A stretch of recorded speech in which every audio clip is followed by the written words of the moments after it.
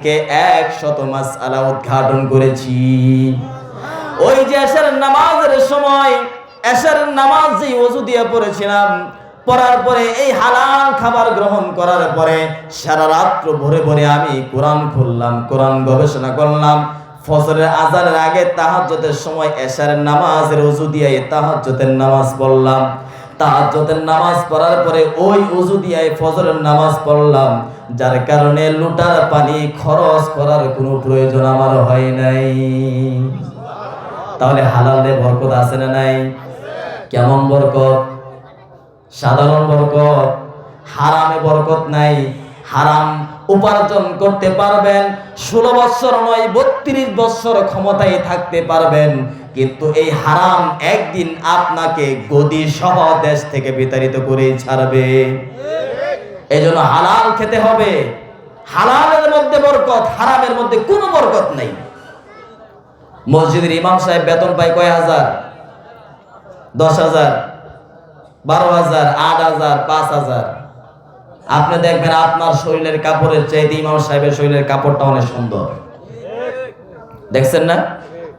আমার মসজিদের একজন বলতেছে ওর ব্যবসা দেখে মনে হয় 50,000 টাকা বেতন পায়। আরেকজনের কাছে কইছে, ওই আবার আমার কাছে কইছে। আসলে আমার গায়ে কি 50,000 টাকার কাপড়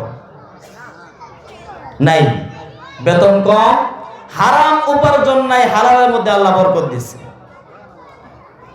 আবার যে হারাম খায় 70-80 হাজার টাকা বেতন পায়।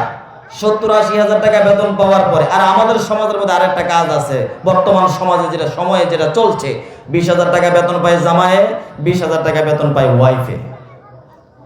এই জামাই বউ দুজনে মিল্লা 20,000 টাকা সংসারে লাগায় আর 20,000 টাকা লাগায়। আছে না নাই? রাগ করছেন অনেকে। 20,000 টাকা সংসারে লাগায় আর 20,000 টাকা লাগায়। কই লাগায় এটা আপনারা ভার করে নেন। এই তো চলছে হারাম। হালাল ভাবে উপার্জন করলেন, হারাম কাজে ব্যয় করে দিলেন, কিয়ামতের ময়দানে আল্লাহর কাছে জবাব দিতে হবে। আল্লাহর নবী সাল্লাল্লাহু আলাইহি ওয়াসাল্লাম বলেছেন, লা তাজুনু কদামু ইবনি আদম ইয়াউমাল কিয়ামা। কিয়ামতের ময়দানে কোন মানুষের এক কদম সে সামনে বাড়তে পারবে না যতক্ষণ পর্যন্ত আল্লাহর পক্ষ থেকে 5টি প্রশ্নের জবাব সে দিতে না পারবে। তার মধ্যে 1 নাম্বার হলো আন শাবাবিহি ফিমা আফনাহু। 1 নাম্বার হলো তার যৌবন সম্পর্কে প্রশ্ন করা হবে। আমি আল্লাহ তাআলা তোমাকে যে দামি যৌবন দিয়েছি, এই যৌবন কালটাকে কোথায় ব্যয় করেছো? 2 নাম্বার প্রশ্ন হলো দুই নাম্বার প্রশ্ন হলো ওয়ান শাবাবিহি ফিমা আফনাহু। 3 নাম্বার প্রশ্ন হলো ওয়ান মালিহি মিন আইনা ইকতাসাবাহু ওয়া ফিমা আনফাকাহু। মাল সম্পর্কে 2টা প্রশ্ন করা হবে। একটা প্রশ্ন হলো দুনিয়ার মধ্যে যে সম্পদ উপার্জন করেছো কোন পদ্ধতিতে উপার্জন করেছো। আরেকটা প্রশ্ন করা হবে ওয়া ফিমা আনফাকাহু, যে সম্পদ উপার্জন করেছো সেই সম্পদগুলোকে কোন কাজে ব্যয় করেছো। এই 2টা প্রশ্ন কিয়ামতের ময়দানে করা হবে। আরেকটা প্রশ্ন করা হবে ওয়ান ইলমিহি ফিমা আলিমা, যে ইলম তোমাকে দেওয়া হয়েছে এই ইলম অনুযায়ী কতটুকু আমল করেছো। এবার বলেন তো দেখি, সুদ হারাম এটা আমরা জানি কি জানি না? সুদ হারাম এটা সম্পর্কে ইলম আমাদের আছে না নাই? আছে। তাহলে কিয়ামতের ময়দানে ইলম সম্পর্কে প্রশ্ন করলে এখানেও আমরা ঠেকে যাব। আবার যখন প্রশ্ন করা হবে সম্পদ কোথা থেকে উপার্জন করেছো, তখন যারা হারাম ভাবে উপার্জন করেছে, ওই যে 20,000 টাকা লাগায়া 40,000 টাকা বানাইছে, কিয়ামতের ময়দানে এই সম্পদগুলোকে হারাম ভাবে লাগানোর কারণে আবার হারাম পদ্ধতিতে টাকা আনার কারণে 2 জায়গার মধ্যেই কিন্তু আমরা ঠেকে যাব। আবার সেই দিনের টাকা এমন টাকা নয়, দুনিয়ার মধ্যে তো টাকা দিয়া উকিল দিয়া কাজ করা যায়, কিয়ামতের ময়দানে কাজ করার কোনো সিস্টেম নাই, বাঁচার কোনো সিস্টেম নাই। আপনি দুনিয়ার মধ্যে উকিললে একটু টাকা বাড়ায়া দিলে সে মিছা কথাটা একটু বাড়ায়া দেয়, ঠিক না? উকিলের কাছে টাকা যত বাড়াইবেন তার মিছা কথার পাওয়ার তত বাড়বে। 7 খুনের আসামি মাফ, টাকার বদলে সব। বিচারপতি যিনি আছে তাকেও টাকা দিয়া আগেই ম্যানেজ করে নেয়। কিয়ামতের ময়দানে এটা চলবে না। কিয়ামতের ময়দানের অবস্থাটা কেমন হবে আল্লাহ পাক কোরআনে কারীমের বহু জায়গায় বলেছেন।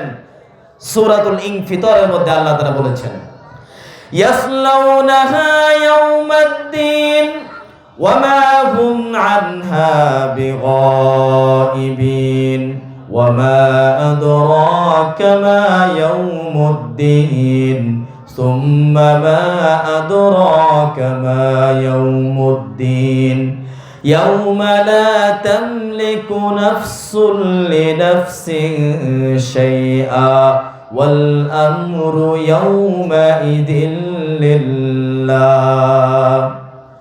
আল্লাহ পাক বলছেন সেটা এমন একটা দিন, ইয়াসলাউনাহা ইয়াউমাদ্দিন, সেই দিন সব কিছুর ফয়সালা করা হবে। ওয়া মা হুম আনহা বিগাইবিন, সেই দিন উপস্থিত হওয়া থেকে কেউ নিজেকে গোপন করতে পারবে না। দুনিয়ার মধ্যে তো গোপন করে থাকা যায়, যেমন বর্তমান আওয়ামী লীগ শেষ, বিএনপি ক্ষমতায় আসার আগে আওয়ামী লীগের নেতারা পলায়া আছে, তাদেরকে খুঁজে পাওয়া যাইতেছে না, ঠিক কিনা? আবার যখন আওয়ামী লীগ ক্ষমতায় ছিল বিএনপিরা দৌড়ের উপর ছিল। সবাই দৌড়ের উপর থাকে, পলায়া বাঁচতে পারে, পালিয়ে যেতে পারে, কিন্তু কিয়ামতের ময়দানে এমন একটা দিন যেই দিন কেউ পালিয়ে থাকতে পারবে না। আল্লাহ তাআলা বলেছেন ওয়া মা হুম আনহা বিগাইবিন, সেই দিন উপস্থিত হওয়া থেকে কেউ নিজেকে গোপন করে রাখতে পারবে না। সবাইকে সেই দিন উপস্থিত হতে হবে। সেই দিনটা এমন একটা দিন, আমার আল্লাহ তাআলা বলেছেন, হে আমার রাসূল, আপনি কি জানেন সেই দিনটা কোন দিন, কেমন দিন? আবার প্রশ্ন করলেন, আপনি কি জানেন সেই দিনটা কেমন দিন, সেই দিনের অবস্থা কেমন? আল্লাহ তাআলা বলেছেন, ইয়াউমা লা তামলিকু নাফসুন লিনাফসিন শাইআ, সেই দিনটা এমন একটা দিন যেই দিন কোনো ব্যক্তি কোনো ব্যক্তির বিন্দু পরিমাণ উপকার করতে পারবে না। কোনো উকিল এসে ওকালতিও করতে পারবে না, কোনো ফেরেশতাও পারবে না, কোনো নবীও পারবে না, কোনো ওলিও পারবে না, কোনো পীরও পারবে না, কোনো নেতাও পারবে না, কোনো নেত্রীও পারবে না, কোনো কর্মীও পারবে না। এমন একটা দিন। অন্য আয়াতে আল্লাহ তাআলা বলছেন, ওয়াত্তাকু ইয়াওমান লা তাজজি নাফসুন আন নাফসিন শাইআ ওয়া লা ইউকবালু মিনহা শাফাআতুন ওয়া লা ইউখাযু মিনহা আদলুন ওয়া লা হুম ইউনসারুন।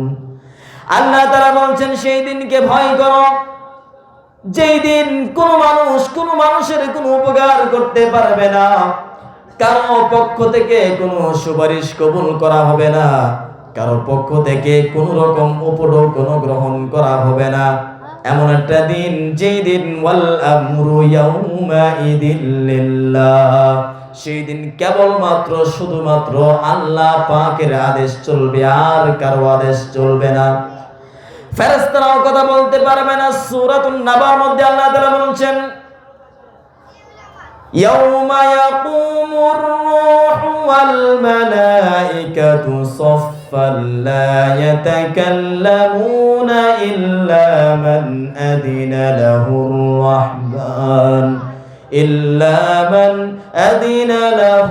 রাহমান ওয়া ক্বালা সাওয়াবা। সেই দিন জিবরাইল আমিন সহ সমস্ত ফেরেশতারা কাতার বন্দী হয়ে দাঁড়িয়ে থাকবে। কোন ফেরেশতা আল্লাহ তাআলার অনুমতি ছাড়া কোনো কথা বলতে পারবে না। আর যারা যেই কথা বলবে সব সঠিক কথা বলবে, মিথ্যার কোনো আশ্রয় নিতে পারবে না। আপনি মনে করেছেন আপনি সুদ খান, আপনার এলাকার মধ্যে কেউ জানে না। আবার যারা টাকা দেয় তারা বলে কেউ রে কইও না। যারা টাকা দেয় তারা কি বলে? কেউ রে কইও না, তোমারে দিতেছি, এটা কেউ যাতে না জানে। উমুকে চাইছে তারে দেই নাই, এখন তোমারে দিছি, সে যদি জানে তাহলে কব আমি চাইলাম আমারে দিলা না। মা মূল কথা এটা না, মূল কথা হয়েছে তোমার কাছ থেকে অতিরিক্ত যেটা নেব এটা যাতে কেউ না জানে। এটার জন্য একটা ভাব নেই যে উমুকে চাইছে দেই নাই, তোমারে দিছি, তুমি কেউ কইও না। মনে করছে কেউ জানে না, মনে করেছে কেউ জানে না। আল্লাহ তাআলা বলছেন, ওয়া ইন্না আলাইকুম লাহাফিজিন, তুমি যা কিছু করো সব কিছুকে রেকর্ড করার জন্য তোমার সাথে আমি আল্লাহ পাক সংরক্ষণকারী রেখে দিয়েছি। যারা কিরামান কাতিবিন, তারা হলো সম্মানিত লেখক বৃন্দ। তোমরা যা কিছু করো সব কিছুকে লিপিবদ্ধ করে রেখেছে। কিয়ামতের ময়দানে সবগুলো তোমার সামনে উপস্থিত করা হবে। গোপন রাখার মতো কোনো সুযোগ নাই। সুদ খাইবেন? সুদ খাইবেন? কারা কারা সুদ খাবেন না? হাত তুলে দেখান যে আমরা আর কোনোদিন সুদ খাবো না। যারা সুদ খেয়েছেন তওবা করেন। সুদখোর এমন পরিণতির শিকার হবে, কিয়ামতের কঠিন ময়দানে সুদখোরের পেট হবে বিশাল বড়।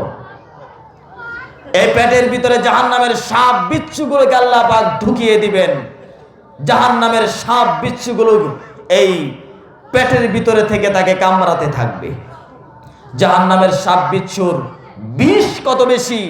রাসূল বলেছেন এক বালতি, অন্য বর্ণনায় এসেছে এক ফোঁটা আসমান থেকে যদি জমিনের মধ্যে ঢেলে দেওয়া হয়, তাহলে এই বিষের বিষাক্ততায়, এর মারাত্মক প্রতিক্রিয়ায় জমিনের মধ্যে মানুষ তো মরবেই, সমস্ত বৃক্ষ তরুলতা এমন ভাবে মরবে, কিয়ামত পর্যন্ত জমিন থেকে একটা গাছও জন্মাবে না। গাছ জন্মাবে না, মাটি তার উর্বরতার শক্তি চিরদিনের জন্য হারিয়ে ফেলবে। এমন এই বিষাক্ত সাপ বিচ্ছু সুদখোরের পেটের ভিতরে আল্লাহ পাক ঢুকিয়ে দিবে, তাকে কামড়াতে থাকবে। এত মারাত্মক বিষ। জাহান্নামের মধ্যে সুদখোরকে শাস্তি দেওয়া হবে মারাত্মক ভাবে। জাহান্নাম কত মারাত্মক! দুনিয়ার আগুন, দুনিয়ার আগুন এমন আগুন যে আগুনের দিয়া লোহাকে পানির মতো গলিয়ে দেওয়া যায়। আছে না এমন আগুন? লোহাকে পানির মতো গলিয়ে দেওয়া যায়, পাথরকে লাভায় পরিণত করা যায়। দুনিয়ার মধ্যে এমন শক্তিশালী আগুন আছে। রাসূল বলেছেন দুনিয়ার এই আগুনের চাইতেও জাহান্নামের আগুন 70 গুণ বেশি পাওয়ারফুল। এই আগুনের চাইতে বর্তমান দুনিয়ার আগুন যদি 2000 ডিগ্রি সেলসিয়াস তাপমাত্রা হয়, ধরেন 2000 ডিগ্রি সেলসিয়াস তাপমাত্রা বর্তমান দুনিয়ার আগুন, তাহলে এই হিসাবে জাহান্নামের আগুনের পাওয়ার হবে 1,40,000 ডিগ্রি সেলসিয়াস। জ্বলতে পারবেন? দুনিয়ার কোন মানুষ জ্বলতে পারবে? আল্লাহ তাআলা বলছেন, হে দুনিয়ার মানুষ, দুনিয়ার আগুন তোমরা জ্বালাও, তোমরাই ফু দিয়া নিভায়া দাও।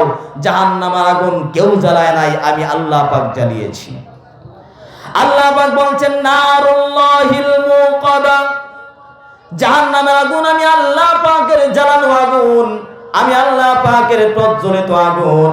এই আগুনের পাওয়ার কত জানো নাকি? এই আগুনের পাওয়ার হলো আল্লাতী তাত্তালিউ আলাল আফইদা।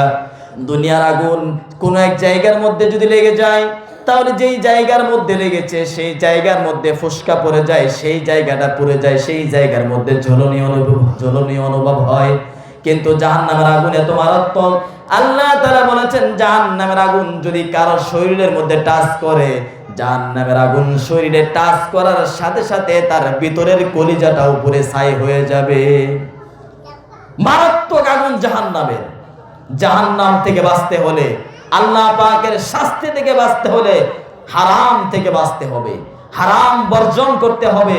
হারাম যদি বর্জন করেন, আপনার সন্তান যারা মাদ্রাসায় পড়ান, আপনার সন্তান আলেম হবে। আর যদি আপনি হারামের সাথে সম্পৃক্ত থাকেন, আপনার সন্তানকে যত বড় মাদ্রাসায় পড়েন আলেম হতে পারবে না। আপনারা মনে করেন আমার সন্তানকে পড়ায় মাদ্রাসায়, কিন্তু পড়ে না, লেখাপড়া করে না। আপনি খুঁজে দেখবেন আপনার উপার্জনের মধ্যে কোনো একটা হারাম দিক রয়েছে, যার কারণে আপনার উপার্জন হারাম হওয়ার কারণে আপনার সন্তান আলেম হতে পারছে না। আপনি হারাম খান, শবে কদরের রাত্রিতে বসে ইবাদত করলে কোনো লাভ নাই। আপনি হারাম বর্জন করেন, যে কোনো দিন বসে আল্লাহর কাছে হাত তুলবেন, আল্লাহ পাক দোয়া কবুল করবে। দোয়া কবুল করার মালিক কে? এজন্য চাইতে হবে কার কাছে? আল্লাহ পাক বলছেন উদউনি আস্তাজিব লাকুম, আমার কাছে চাও, আমি তোমার দোয়া কবুল করব। আমরা চাইতে জানি না, এইজন্য আল্লাহ তাআলা দোয়াও কবুল করে না। চাওয়ারও একটা মাত্রা আছে। আমরা চাই কি? অনেকে আছে চাই এইভাবে, দোয়া তুলছে, ওইদিকে কেনা কি করতেছে ওইগুলো দেখতেছে, আর হাতে ঘষতেছে, ময়লা যা আছে সব মসজিদে পড়ে। এরকম দোয়া করে না? এই ধরনের দোয়া, এই জন্য আমাদের দোয়া তো কবুল হয় না। আজ থেকে বহুদিন আগে হাজ্জাজ বিন ইউসুফের নাম শুনছেন? কারা কারা শুনছেন? হাজ্জাজ বিন ইউসুফের নাম শুনছেন? হাজ্জাজ বিন ইউসুফ সে তো অনেক ভালো শাসক ছিল, ঠিক না? জালেম শাসক ছিল। হাজ্জাজ বিন ইউসুফ একদিন হজ করতে গিয়া কাবা ঘর তোয়াফ করতেছে। এমন সময় দেখে দীর্ঘক্ষণ দাঁড়ায় দাঁড়ায় দেখতেছে একজন অন্ধ কাবা ঘরের সামনে নিয়ে দোয়া করতেছে, আল্লাহ তাআলা বহুদিন হয়েছে দুনিয়াতে এলাম, মারও দেখলাম না, বড়ও দেখলাম না, সন্তানও দেখলাম না, তুমি যদি দয়া করে চোখ দুইটা ভালো করে দিতা, মৃত্যুর আগে হইলেও তো দেখা যাইতাম। দোয়া করে অনেকক্ষণ ধরে দোয়া করে, কান্দে, দোয়া কবুল হয় না। হাজ্জাজ বিন ইউসুফ চিন্তা করলো, কাবা শরীফ সামনে নিয়ে দোয়া করলে তো দোয়া কবুল হওয়ার কথা, দোয়া কবুল হয় না কেন? হাজ্জাজ বিন ইউসুফ বহুক্ষণ দেখার পরে ওই অন্ধ লোকের কাছে গেল। যাওয়ার পরে এখানে একটা তলোয়ার ছিল, তলোয়ারটা বের কইরা ওই অন্ধ লোকের হাতের মধ্যে দিয়া তার কানের কাছে গিয়া কয়, আমি হাজ্জাজ বিন ইউসুফ। কি কইছে? আমি হাজ্জাজ বিন ইউসুফ, এই যে তলোয়ারটা তোর হাতের মধ্যে রাখলাম, একটা তোয়াফ পিরা ঘুরে এসে যদি দেখি তোর চোখ ভালো হয়েছে না, তাহলে তলোয়ার দিয়া তোর কাম সেরে দিব। অন্ধ লোক চিন্তা করলো, চোখ ছিল না, ভালোই ছিল, এখন তো অবস্থা আরো খারাপ। এখন যদি চোখ ভালো না হয়, তাইলে তো যেই লোকে কইছে তার যেই কথা সেই কাজ, কাম সেরে দিব। হাজ্জাজ বিন ইউসুফ যখন তলোয়ারটা রেখে গেছে, অন্ধ দোয়া শুরু করে দিছে। এবার দোয়ার মাত্রা পরিবর্তন হয়ে গেছে। এবার দোয়া করতে চাই, আল্লাহ তাআলা চোখ ছিল না, হাঁটতাম, চলতাম, পিটতাম, খাইতাম, এখন তুমি যদি চোখ না দেও তাহলে সব বন্ধ হয়ে যাইব। আল্লাহ তাআলা তুমি দয়া করে আমার চোখটা ভালো করে দাও। এমন ভাবে কান্নাকাটি শুরু করছে। হাজ্জাজ বিন ইউসুফ একবার তোয়াফ করে এসে ঘুরে দেখে অন্ধের চোখ ভালো হয়ে গেছে। সুবহানাল্লাহ কইবেন।